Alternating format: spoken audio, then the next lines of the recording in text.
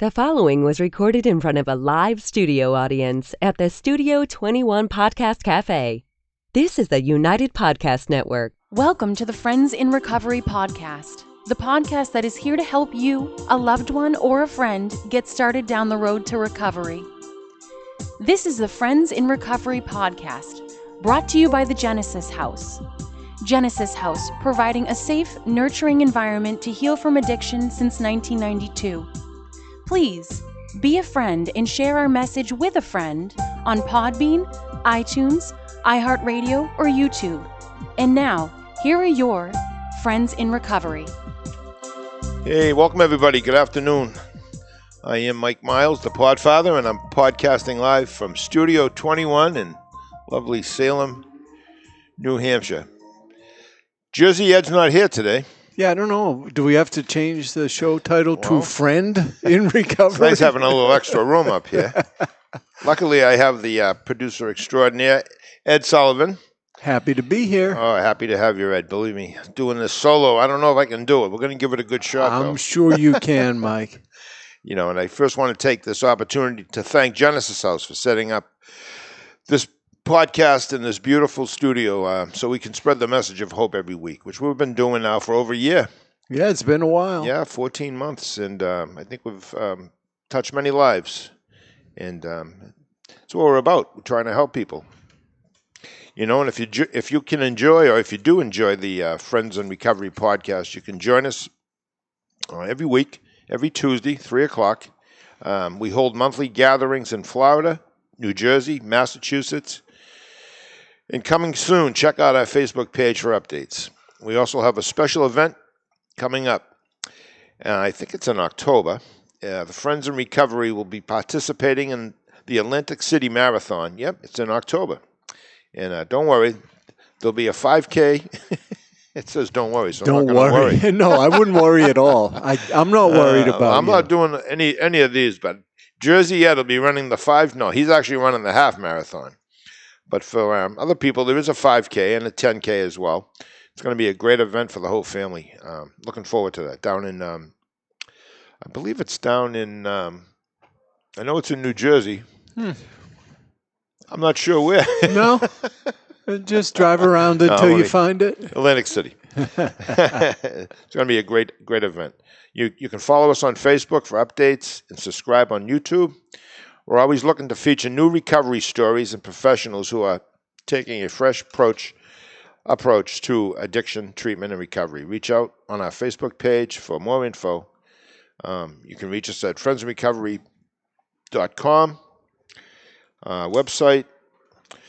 And you can notify anybody at Genesis House. Speak to Skylar or Melissa, and I'm sure you'll get lots of help. And we've got Skylar's email in the show notes. So we do. All the contact info is there. There's some great people down there. I've had the experience of working with clients that have gone to Genesis House for treatment, and I got to say, I've been in the recovery business for over 30 years, and no BS.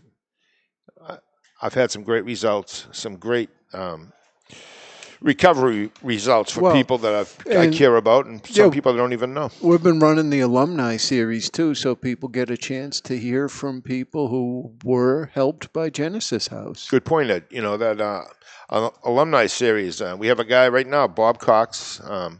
He won't mind me breaking his anonymity. He's got a lot going on up here. He's going to be opening a recovery house. When I say recovery, it's going to be a place for recovering alcoholics and addicts, and it's going to be open 24/7, 365, and we're going to have all kinds of events. Bob's working his butt off trying to raise some funds to get this up and running. It's going to be for people in recovery that need a place to go. We're going to have all kinds of alcothons, all kinds of knockathons. It's just going to be a really innovative new concept, but in a way it's going to be an old concept, like a clubhouse. Now, for me, when I hear alcothon, I think frat parties, but that can't be what it is. What does that involve? Yeah, it's pretty good. Actually, it's just the opposite. It's a so it'll be a 24-hour meeting. it'll run like from 12 on a Sunday until 12 on a Monday. Usually it runs from 12 on a Saturday till 12 on a Sunday. So people come and go? Yep, and people can come anytime within 24 hours. There'll be speakers around the clock. There'll be refreshments. Now, do people take shifts, or it's like one facilitator for 24 hours? Good point. Well, usually there'll be a lot of home groups, and a home group is, say you go to a meeting at St. Matthew's Church in Lexington. You go every Sunday night, and this is fictitious. I don't think there is a St. Matthew's in Lexington, but I'm just using this as an example. So that group of people that have been attending that meeting, they will send speakers. They will send maybe 4 or 5, 6 speakers, and they'll come and they'll present. Right, and then that group will tend to be there at the time when their home group is. Yeah. Right, and we'll have groups just around the clock. So it's probably a good chance for people to see different discussions. It certainly because, is. As I understand it, all meetings are different, so it'll give you a flavor of some others. It certainly is. And the thing about alcothons, like around the holidays, Thanksgiving, Christmas, New Year's, Easter. I mean, people, they get edgy. When you're used to partying, ripping out, being actively involved with alcohol or drugs around the holidays, that's usually a time for people to really... Yeah, for better or worse, it becomes part of people's traditions. So when they think the holidays, they're thinking about past behavior. That's right. So when you have a place to go, and I've attended many alcothons in my early sobriety. I used to go at Christmas and New Year's, and it's a great place to go and get what you need, get your serenity, listen to sober people talk how they're getting through. It's not easy. Sobriety is a tough road, but there's a lot of help out there, and that's what we're here for. Yeah, I got you off topic. I mean, what is the topic today? I think it was good discussion. But well, people say, I have a lot of knowledge, relevant or irrelevant. Well, Mike, a guy I used to work with, yeah. He said to me, "You know what it is about you?" I said, "No, but I got a feeling you're going to tell me." I told you, right? He said, "You've got a Walmart brain." He said, "There's a little bit of everything in there, but none of it's worth much." Oh, that's good. I think that's where Ed is today. He's a greeter at Walmart. He couldn't make it today. No, we're going to talk about the members of the family, non-addicted members of the family. And Melissa sent over this. I don't even know how to describe this. This is chock full of information. And as a therapist, I get to sit with family members, not just the addict or the alcoholic. I get to sit with the parents, the husband, the wife, the boyfriend, the girlfriend, sometimes the children or the grandparents. I've sat with them all. And, they all play a role in an addict's recovery, and this is printed out.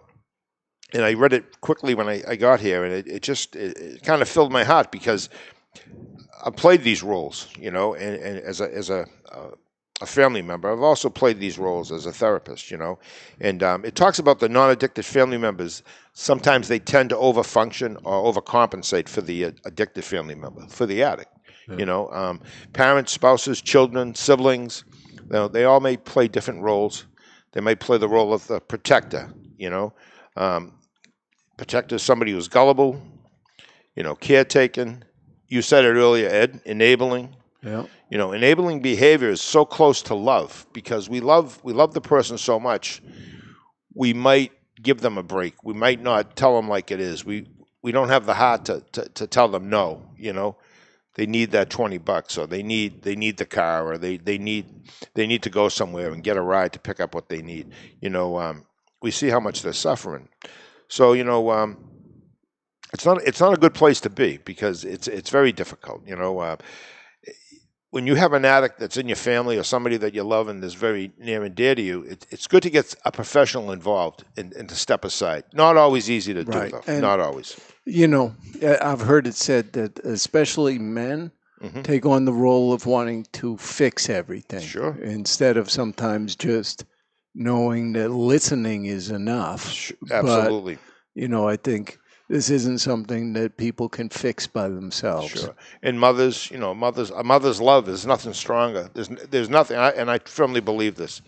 I see women walking with 2 children, 3 children, I just say God bless them. I don't know how they do it, and they got to live their regular life too. I mean, they have to take care of themselves, and they have 3 little children to care for. Other people that are involved in the addict's recovery is, it could be a family member again or someone close, and called the persecutor.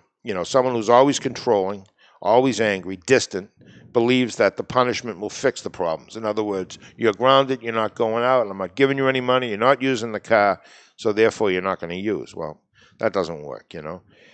This person, Right. the persecutor, can also become isolated, angry, distant. Just stay away.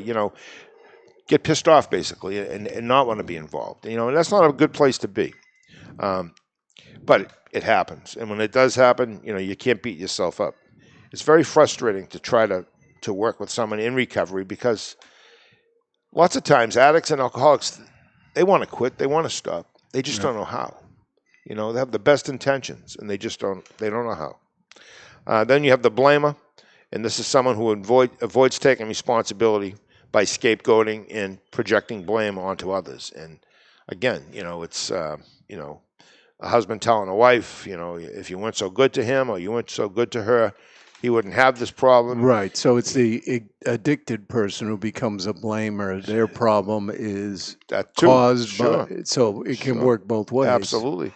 Sure. I've sat at meetings, and I've heard people get up and talk about the police in their town. Now, I was a policeman for 35 years, and the person from the podium in recovery will be speaking and say, if I didn't know all the cops in my town, I would have got sober 5 years before, because Right. they always gave me a break. They always let me go, and he's playing, or Right. she's playing the blamer now. Everything would have been fine if somebody had arrested me. Right. And on the other side of that, when you do arrest them, then you hear, geez, that's my son. Didn't you know that was my son? That was my daughter you arrested. Back in the day, Ed, honestly, when I first became a cop in 1980, drunk driving, lots of times we would have people park their vehicles. We'd pull them over. They'd be drunk. I know when I Sure. was in high school in the 70s, the police served more as an escort to get you home safely. Absolutely. And sometimes they'd say, okay, I'm going to follow you. Sure. Just follow you Right. home. And drive kids home, take them home to their parents. You catch them drinking. That was the norm back then. In Massachusetts, I think it happened in 87, 88. It's called the Ware, W-A-R-E decision. And basically in Ware, Massachusetts, 2 cops stop a woman. She's driving recklessly. She's about a half mile from her house. They give her a citation, a ticket. And they knew she had a few drinks, but she lived right around the bend. They let her go. And as she drove around the bend, she hit a car head on and killed Right. people. The ticket, So at that point, at that point, it takes the discretion out of the cops' Exactly. hands. They become liable Exactly. for whatever right, happens. some smart attorney, and they're not all smart, but most of them are. He found this 6-way, the ticket, and he said, hey, we got a lawsuit here. These cops, the town of Ware, millions of dollars to the poor family that were killed. If it was your family or my family, we'd want reparations. No doubt about it. So after the Ware decision, it took the guesswork. When you got somebody that was under the influence, you arrested them. I don't think you had a choice at that point. And you didn't, and you heard, you heard a lot from people that you did. If you work in a city that you grew up in, it was very difficult. I think we're going to take a quick break, and we'll be back. Podcast.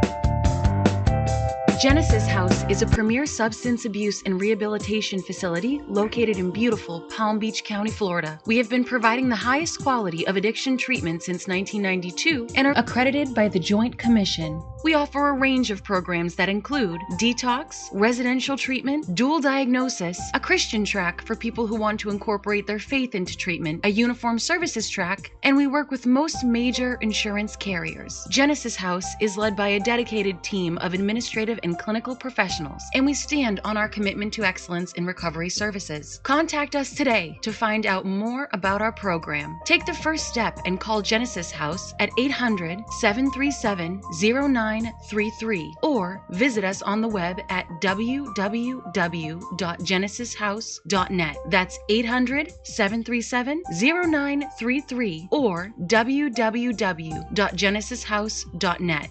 Begin your journey to a long and successful recovery with Genesis House. Hey, welcome back, everybody. Friends of Recovery Podcast. My good friend Ed Sullivan, producer extraordinaire. Just keeping you company today. Yes, Jersey Ed, not with us today. He's greeting at Walmart down in New Jersey. He's good at that. Shows everybody his tattoos. He does a nice job. He does a great job. He's a friendly guy.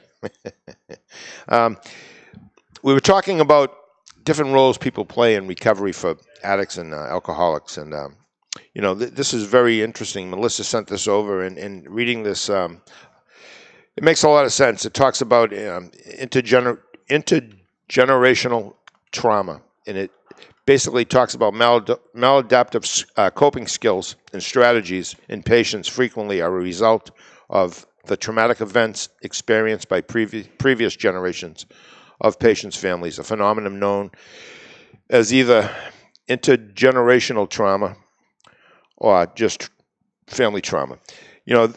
There are patterns of coping mechanisms, beliefs, emotional responses, and ways to navigate things personally that are passed from generation to generation. This can be directly or indirectly. And it says here a classic example is looking at survivors of the Holocaust, then taking a look at how the children and grandchildren of these survivors have developed coping mechanisms. And what a great concept, sadly but true. I've known people, I think of Nathan, Sally Burke, Birke, who owned a store in Lowell, Massachusetts, a clothing store, high-end clothing, and they had all very successful children. And they were both Polish Jews that came here, to escape the Holocaust. Yeah. And just to sit and talk with Mr. Burke, Nathan, gruff, smart, just a great guy, like opening a history book, sitting down. I used to walk a beat, and I'd go in and talk to him, and he had the Yiddish accent. What you want? Come sit down. Well, relax. How many girlfriends you have? How many cars you own? He'd always want to talk about your personal life. But I would ask him about the Holocaust and how bad it was, you know. And then I get to know his children. His daughter's a therapist. She's an author. She was my therapist. She helped me get to where I'm at today. Suzanne Burke, known also as Shiva Burke. And she, without a doubt, is probably the one person who I can say showed me what sobriety was about and how to get there and how to cope with all the problems I had with it. The anxiety, the panic, the fear, everything else that went along with it. And she would tell me stories about her parents and what they went through as well, But her ability to cope with people's problems. Yeah. And her brother was a district attorney in New York, another job where you work with people. I mean, so when I read this today, I thought of the Burkes, and I thought about, the excuse me, pardon me, the intergenerational trauma and how it is passed on from generation to generation. And well, I don't know if you ever listened to Howard Stern's show. All the time. Yeah, so he likes to say that his mother, who grew up with some of that, just instilled fear in him, right. From a young age. Sure. So he became, a fearful person where the world is going to do bad things to you. Sure. Well, we watch what's going on in today's world, and if you're a conservative young adult or young adult or an older teenage conservative, you're treading in dangerous waters if you wear a MAGA hat, make America great again, or if you support the Trump administration. Some bad people out there, I look at this as the other side of it, the more liberal people. They're supposed to be the generation of love and kindness and understanding, and they are until it comes to politics. To politics, right? And some bad things going on out there. But I also look at us. You're an Irishman, Sullivan, and I think what the Irish went through with England for centuries. Yeah. And then in 1917 there was an uprising. Bloody Sunday. U2 sings a song about it. And I heard all the stories as a kid, about the Brits and what they took, the land, and they talk about the potato famine. The famine was, there might have been a famine, but more importantly, they were starved systematically. Yep. So they could give up their land. No, the historical aspect is fascinating, right? Because if you look at the children of parents who grew up in the Depression, they're very different in how they approach things because that's what they learned over time, Right. You can't be out wasting money on things. Correct. And, when I read this today, I thought of that. And I don't know who wrote this. There's no credits. There's no preference to who wrote this. But, for the addict or the alcoholic who's out there sick and suffering, or the family members, there is hope. There is help. You can call the number that's been going across the screen. You can contact me at 978-459-4884. That's my office, 24/7. I might not answer the phone right away, but I will get back to you within a very reasonable time, within hours, actually, sometimes minutes. There's no need to play one of these roles, even though you're probably playing one right now. It's hard. Love and enabling, they go hand in hand. Yeah. Enabling is not a bad word. It's just you don't want to be an enabler. You don't want to love somebody to death. People don't want to see their loved ones suffer, so they do what they think is going to be helpful to them. Correct. And I've been in the shoes of both sides. I'm a recovering addict, alcoholic. I've been sober quite a while. I'm very fortunate. I have friends. I have good friends and family members. And I worked hard. I worked hard to get where I'm at today, and I'm proud of myself. But I also know that this is a gift. If I want to keep this gift, I have to give it away. And I think that's a good point. You've got friends who support you. Sometimes people feel hopeless because they get to a point where they've driven their friends away. Sure. Right. So Certainly. they've lost, just by virtue of being an addict, they lost whatever support system they had. Sure. And I think for them especially, there's help out there. Absolutely. It's not your family, it's trained professionals. Right.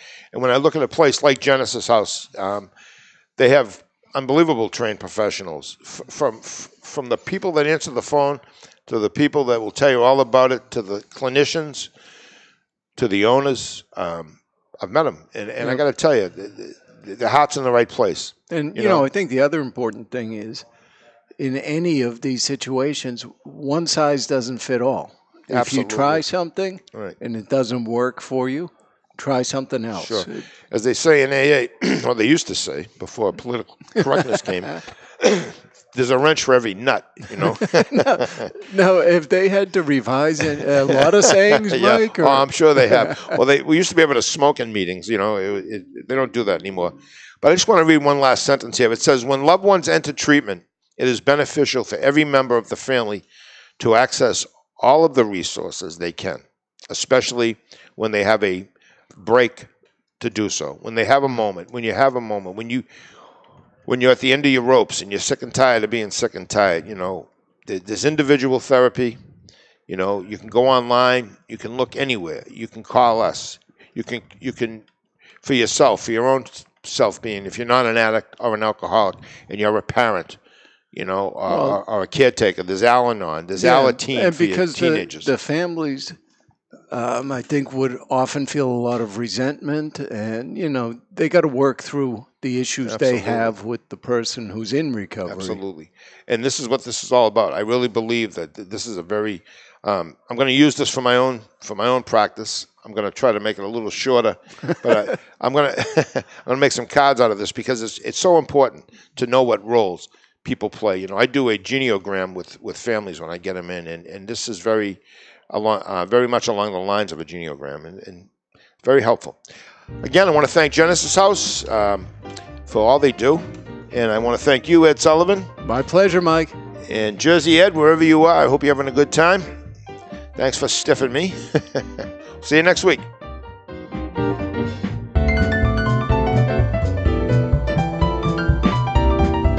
The views and opinions expressed by the hosts, guests, or callers of this program do not necessarily reflect the opinions of the Studio 21 Podcast Café, the United Podcast Network, its partners, or affiliates.